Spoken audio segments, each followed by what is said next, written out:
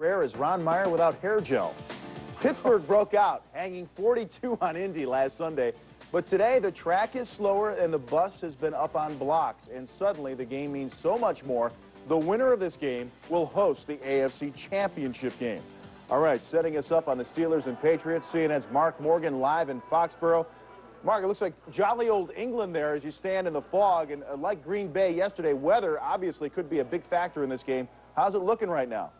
Well, Vince, I tell you, it's kind of good news and bad news. The good news for folks who are attending the game today is the temperatures are much milder than normal here in the Foxborough, Boston area for early January. The temperatures are expected to reach the upper 40s with a slight chance of rain later on today, so the temperature not too bad. But as you can tell behind me right now, heavy fog has engulfed this stadium, but all the weather forecasters pretty much say that this fog should dissipate by game time or a little bit after, so it isn't really expected to affect the game itself. But right now the fog is very heavy. The big story here is the health of Steelers running back Jerome Bettis. Now, Bettis did not practice all week in Pittsburgh due to a groin injury he suffered last weekend against the Indianapolis Colts. Now, he first took the field here at Foxborough Stadium about an hour ago, and we can show you that. Bettis obviously kind of walking around gingerly, kind of testing the injury. He did some light stretching, some light jogging, really kind of testing the field, which, as you said, is a little bit soft. Now, the big concern for Jerome Bettis is, can he cut? Straight ahead running really isn't expected to be a problem,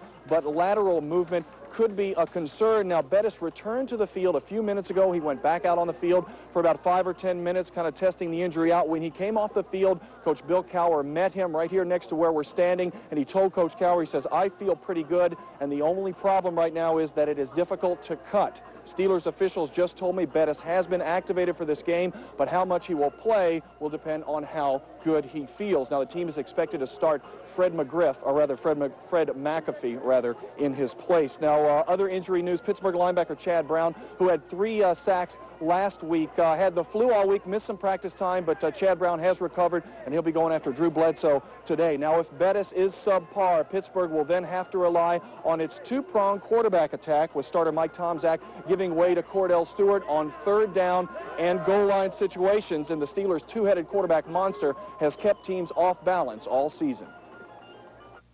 It throws them off tremendously, and what it also does is making the opposing team prepare a lot longer for these situations. You know, normally throughout the course of the week, you're seeing one guy at the quarterback position. This is what he does. These are his tendencies, and this is the way his team operates. But when another individual comes in a game, you have to prepare completely different. It's kind of like we have defensive meetings all week, and we got a steward meeting, and then we got an offensive meeting, a steward meeting, and an offensive meeting. So you kind of go back and forth, and you really don't know who to prepare for. You just have to be ready when one quarterback's on the field when the other one's not. Now, in almost rebutting what Chris Slade just said about facing both quarterbacks, New England coach Bill Parcells said this week that the Steelers really don't have a different look when Cordell Stewart is in the game. They say he just attacks the perimeter more and looks to run more than Mike Tomczak does. In fact, Parcells referred to Cordell Stewart as a role player because he's a guy who doesn't play 2 or 3 straight quarters. So he said his team has prepared for Cordell Stewart like he is a role player. A little later in the show, Vince, we will break down how the Patriots' explosive offense hopes to handle that strong Pittsburgh defense and the Pittsburgh zone blitz. For now, Vince, back to you in the studio. All right, thank you very much, Mark. We'll see you in just a little bit. Okay, Ron, staying with the two-headed quarterback thing, I think you have this thing figured out, don't you? Well, certainly. When you talk about the two-headed quarterback, you're talking about Stuzak. That's his new name. You know, Cordell comes in those third down and goal line plays, as Mark's alluded to, and yet he offers such a different, diverse attack because he's so quick. And right here, watch, he'll push the blocker right into the defender, bounce outside in the end zone. That's Cordell Stewart at its finest. And I look for this guy to play a lot more as he brings a happy grin to Coach Bill Cowher's face. But Cordell will be in there, particularly if Tomczak struggles. And I look for him to struggle in this inclement weather. Even though it's warm, he may have trouble picking out the receivers in those foggy conditions up there. What about that fog? It's pea soup out there. Yeah, and they talk about it burning off, but we all know that fog is when the warm air meets the cold ground. You didn't know as a meteorologist in my spare time. The biggest question mark here is in the kicking game because the ball travels the distance, it's higher up in there, and it can get lost in the fog. As a receiver, you always have a list of excuses as to why you drop a pass. Well, you can add, I lost it in the fog. I couldn't see it. Okay, let's bring Peter King back from Carolina. And Peter, let's talk about the big tuna, Bill Parcells. And this guy's a street guy, and he's a street psychologist. Is he working on a few mind games maybe for the team?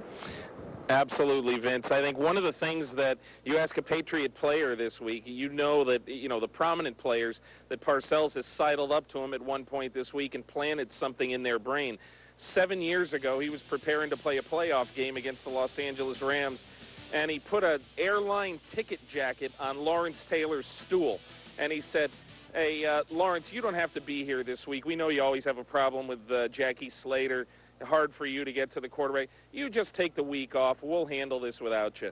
And Taylor got enraged by that. He went out that day, had 2 sacks, and that's the type of guy that Parcells is. He used the subtle motivation and not so subtle motivation to get to his guys. Well, there should be plenty of motivation for both teams now. Again, the winner hosting the AFC title game. Who thought that would happen? Back with more on NFL Preview after the break. And when we return, Pittsburgh's real men of steel, the defense that's become the common thread through all the glory years. Levon Kirkland calls it hardball. The Steeler defense takes what it wants, including quarterback teeth.